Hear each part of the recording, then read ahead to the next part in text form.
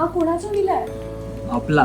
काय म्हणजे गेल्या आठवड्यात तू जे काही सर्च करत होता ते हे होतं आणि तू विला घेतला पण? असं कसं? मला न विचारता का घेतलास तू? माझ्याही काही अपेक्षा होत्या. मला एक छोटं गार्डन, रिव्हर किंवा हिल व्ह्यू, असं समोर सनसेट पॉइंट असं म्हटलं म्हणजे त्या गावापासून लांब अरे नाही तर. अगं बाई जरा बस थांब जरा, चल. हे बघ, इकडे आहे ना, इकडे तू तुझी ऑर्गॅनिक फार्मिंग करू शकते आणि इथून तिथपर्यंत तुला हवा तसा फुलांचा बगीचा तयार करू शकते. अरे वा.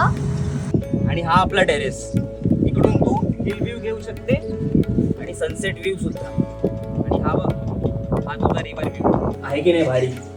अगदी माझ्यासारखं. आणि यात मला मदत केली आहे 99 विलाने, अगदी कर्जत जवळ. अटल सेतूवरून मुंबईहून 20 मिनिटात इथे. आणि टेरेसवरून विमानही दिसेल.